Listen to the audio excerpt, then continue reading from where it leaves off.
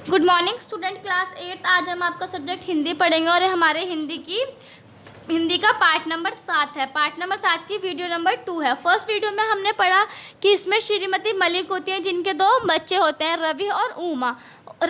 उमा जो होती है वो एक बहुत ही जिम्मेदार और काम को समझने वाली लड़की होती है। जो रवि होते हैं वो क्या करते हैं, वो सिर्फ इधर उधर टहलते हैं और अपने शौक़ पूरे करते हैं। इस बात से जो उमा है उन्हें बहुत गुस्सा आता है कि वो अपनी मम्मी के साथ घर में काम में हाथ बटाती है, लेकिन रवि कुछ नहीं करता।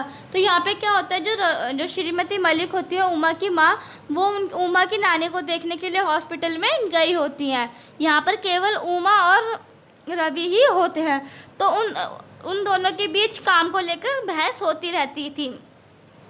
जो रवि था वो कुछ भी काम नहीं करता था और उमा इसी बात से बहुत चिढ़ती थी। आगे का चैप्टर हम अपना कंटिन्यू करते हैं सेकंड वीडियो में। हाँ, बना क्यों नहीं सकता, रवि ने तिसक कर कहा, पर ये सब औरतों के काम है और रसोई के बखेड़े में पड़कर मुझे अपना समय बर्बाद नहीं करना। रवि बोल रहा है कि हाँ मैं सैंडविच बना सकता हूँ, लेकिन ये सब औरतों के काम है और रसोई के झमेले में पड़कर मुझे अपना समय बर्बाद नहीं करना। उमा क्रोध से जल उठी। तो मेरे पास फालतू समय नहीं है, वह चिल्लाई। कल मेरी परीक्षा है और तुम्हारे लिए यह बनाने में मेरे 15 मिनट बर्बाद हो गए। उमा क्या करती है, उमा गुस्से से बोलती है कि मेरे पास भी फालतू का टाइम नहीं है, कल मेरा पेपर है और तुम्हारे लिए खाना बनाने में मेरे 15 मिनट बर्बाद हो गए। तमीज़ से बात करो, रवि ने डांटा। रवि ने गुस्सा करके कहा कि तमीज़ में बात करो, मैं तुम्हारा बड़ा भाई हूँ, समझी? तुम्हें मेरी इज्जत करनी चाहिए, मेरा खाना परोसना तुम्हारा कर्तव्य है। रवि बोलता है कि मैं तुम्हारा बड़ा भाई हूँ और मेरा खाना परोसना तुम्हारा कर्तव्य है। उमा पैर पटकती हुई कमरे के बाहर आ गई। उसकी आंखों से आंसू डबडबा रहे थे। सैंडविच के लिए रवि ने उसका एहसान तक नहीं माना। अपने सर जोर से झटकोर आंसू पोंछ लिए। ऐसी छोटी छोटी लड़ाई को लेकर अपनी परीक्षा नहीं बिगाड़नी है। उमा कह रही है कि छोटी छोटी जो लड़ाई है इसको लेकर मुझे अपने पेपर की परीक्षा खराब नहीं करनी है। आखिर अपने भाई से उसकी इस प्रकार की बहस पहली बार तो नहीं हुई। उमा कह रही है कि अपने भाई से इस प्रकार की लड़ाई उसकी पहली बार तो नहीं हुई है।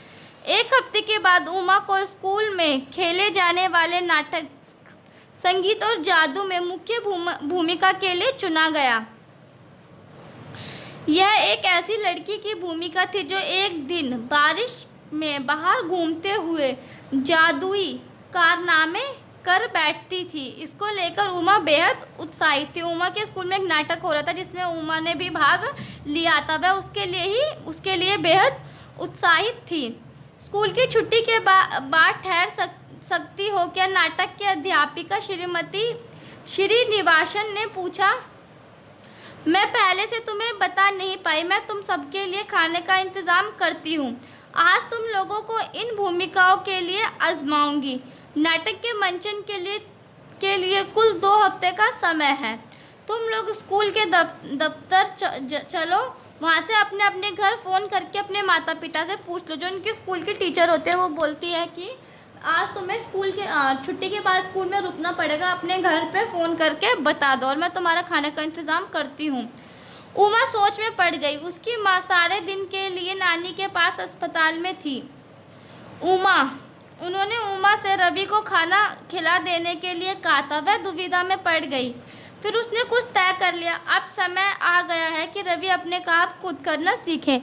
उमा बोल रही है कि अब समय आ गया है कि रवि अपना काम खुद करना सीख ले। इसलिए उसने फ़ोन करके रवि को अपने स्कूल में रुकने के बारे में बता दिया और कुछ कहने से पहले ही फ़ोन काट दिया। उमा ने फ़ोन करके रवि को बताया, लेकिन जब तक रवि कुछ कहता उमा ने फ़ोन रख दिया। मेरे खाने का क्या होगा, रवि चिल्लाया, किंतु दूसरी तरफ उसे सुनने वाला कोई नहीं था। रवि बहुत तेज चिल्लाया कि अब मेरे खाने का क्या होगा, लेकिन उसे सुनने वाला वहाँ पर कोई नहीं था। फिर भागा भागा रसोई में गया और खाना ढूंढने लगा। उसने क्या करा, वो भागा भागा रसोई में गया और खाने को ढूंढने लगा। एक बर्तन में चावल भीगे रखे थे और बगल में कई खाली बर्तन रखे। सामान की उमा ने सोचा कि घर लौटकर कुछ सादा सा बना लूँगी। उमा ने क्या सोचा कि जब मैं घर जाऊँगी तो मैं कुछ सादा सा खाना बना लूँगी, पर अब वह भी नहीं था। अब कुछ भी खाना नहीं था। रवि ने फ्रिज में रखे सामान की खोजबीन की, किंतु 2 कटोरे दही और कच्ची सब्जी के अलावा उसे कुछ नहीं मिला। डबल रोटी और मक्खन भी नहीं था। उनके घर में खाने के लिए कुछ भी नहीं था जो रवि खा सकता। रवि को घबराहट होने लगी। उसके पेट में चूहे कूद रहे थे। वह निराश भाव से शून्य में ताकने लगा। भीगे चावलों से क्या किया जाता है, मतलब कि वो खुद ही सोचने लगा कि इन भीगे चावलों से क्या किया जाता है। फ्रिज में मिले 2 अंडे को उसने हाथ फेर कर देखा और उसे तोड़ने देने से आमलेट बन जाता है या साबुत पका दिया जाता है। वो हर चीज़ को आजमा रहा है कि अंडे से क्या होता है। इन दोनों तकरीबों की आजमाइश करने की हिम्मत नहीं हुई। थोड़ी देर के लिए वह भूख मिटाने के लिए चाय का एक प्याला मिल जाता। रवि बोल रहा है कि अभी फ़िलहाल में भूख मिटाने के लिए केवल एक चाय का प्याला मिल जाता। खोजने पर उसे चाय की पत्तियां, दूध और चीनी मिल गई, किंतु उसे समझ में नहीं आया कि उसको एक साथ मिलाकर चाय कैसे बनती है। उसे चाय बनानी भी नहीं आती थी। हताश होकर वह भीगे चावल चबाने लगा, किंतु उसे तुरंत थूक दिया। ऐसा स्वादहीन चीज़ उसने पहले कभी नहीं खाई थी। उसने क्या काम करा, जो भीगे हुए चावल थे वही उसने खाने लगा, लेकिन उसमें कोई स्वाद ना आने के कारण उसने वह भी थूक दिए। उसे भूख में कमज़ोरी महसूस होने लगी। वह थम से सोफे पर जा बैठा। उमा कितनी ख़राब है जो मुझे आज इस मुसीबत में डालकर गायब हो गई। वो कह रहे हैं कि उमा कितनी ख़राब है जो मुझे मुसीबत में डालकर गायब हो गई। माँ से इसकी शिकायत करूँगा। और अचानक बाजार का ख्याल आने से वह एक झटके से उठकर खड़ा हो गया, किंतु अब उसे ध्यान है कि उसके पास पैसे ही नहीं थे, तो उसका सारे उत्साह पर पानी फिर गया। उसने क्या सोचा कि आज माँ को आने पर मैं उस उमा की शिकायत करूँगा। एकदम उसने सोचा कि बाजार से कुछ मंगा लूँ, लेकिन उसे क्या याद आया कि उसके पास पैसे ही नहीं थे। जब उमा घर लौटी तब 5 बज चुके थे। अंदर आकर रवि को सोफे पर पड़ा देखकर वह हैरान रह गई। उमा जब घर आई तो क्या हुआ, 5 बज गए थे। उसने देखा कि रवि सोफे पर पड़ा हुआ है। तुम क्रिकेट तुम क्रिकेट क्यों नहीं खेल रहे? उसने मुस्कुराकर कहा। तुम्हारे सारे दोस्त बाहर खड़े हैं। सोफे से खड़ाने की आवाज़ आई। मतलब कि उमा ने जैसे ही पूछा कि तुम क्रिकेट खेलने क्यों नहीं गए, तुम्हारे सारे मित्र बाहर खड़े हैं।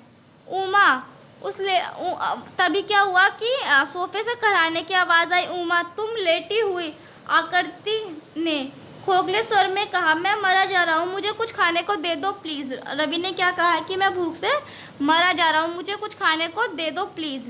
अपने हट्टे कट्टे भाई की इस हालत को देखकर उमा ने अपनी हंसी दबाई और कुछ खिलाने के लिए रसोई में दौड़ आई। 20 मिनट में रवि के सामने आमलेट, ताज़ा सलाद और झटपट तैयार की गई आलू की सब्जी से भरी प्लेट हाजिर थी। खाना खाकर रवि की जान में जान आई। उमा ने घर आकर रवि के लिए खाना बनाया।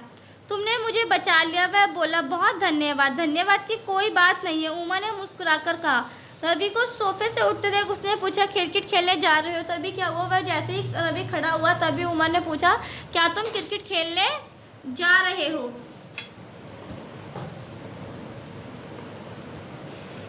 नहीं, रवि ने दृढ़ स्वर में कहा, मैं रसोई में जा रहा हूँ और तुम मुझे खाना बनाना सिखाओगी। तभी रवि ने कहा कि नहीं, मैं रसोई में जा रहा हूँ और तुम मुझे खाना बनाना सिखाओगी। 1 घंटे बाद श्रीमती मलिक जब घर लौटी तो उन्होंने दोनों बच्चों को रात के खाने की तैयारी करते हुए देखा। जैसे ही श्रीमती मलिक अपने घर आई तो उन्होंने देखा कि उनके दोनों बच्चे ही खाना बनाने की तैयारी कर रहे हैं। रवि अपने बेटे को उत्साहपूर्वक पत्ता गोभी काटना उसके लिए एक अजीब गरीब दृश्य था कि वह चिल्ला पड़ी, यह तुम क्या कर रहे हो, क्या कह रहे? तभी जो श्रीमती थी वो चिल्ला उठी और अपने लड़के से पूछने लगी, तुम क्या कर रहे हो? रवि ने उनकी ओर घूमा।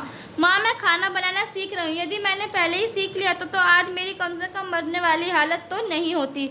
वो रवि बोल रहा है कि अगर मैंने पहले ही खाना बनाना सीख लिया होता तो आज मेरी मरने वाली हालत नहीं होती। लेकिन श्रीमती मलिक फिर बोली, नहीं माँ, उमा को कुछ मत कहना। रवि ने दृढ़ स्वर में कहा। मैं अपनी दुर्गति के बारे में बताया। उन्होंने अपनी दुर्गति के बारे में बताया। उसने बोला कि उमा को कुछ मत कहना। फिर रवि ने अपनी सारे हालात अपनी माँ को बताए। मैंने तय कर लिया है, उसने कहा। मुझे अपना काम चलाने भर का तो खाना बनाना आना ही चाहिए। क्या बोला कि उसने मुझे अपने जितना कि मैं खुद खा सकूं, अपने काम चलाने वाला इतना खाना तो मुझे बनाना आना चाहिए। आखिर तुम और उमा मुझे कब तक बनाकर खिलाती रहोगी, है ना उमा? उन्होंने बोला कि मुझे तुम कब तक बनाकर खिलाओगी। श्रीमती कुछ नहीं बोली, वह मुस्कुराती रही। आखिर बेटा बात ठीक तो कर रहा था, मतलब कि उन्हें क्या लगा कि उनका बेटा जो ठीक कर रहा था। इसीलिए स्टूडेंट हमें अपना काम खुद करना आना चाहिए, ताकि जब हमारी हेल्प करने वाला कोई ना हो तो हम अपना काम खुद कर सके। तो इस स्टोरी से हमें ये सीख मिलती है कि लड़का हो या लड़की, हर व्यक्ति को हर काम करना आना चाहिए, ताकि मुसीबत के समय वह अपना काम खुद कर सके, दूसरों के ऊपर डिपेंडेंट ना रहे। तो स्टूडेंट ये था हमारा चैप्टर किसका काम, जो चैप्टर फिनिश होता है।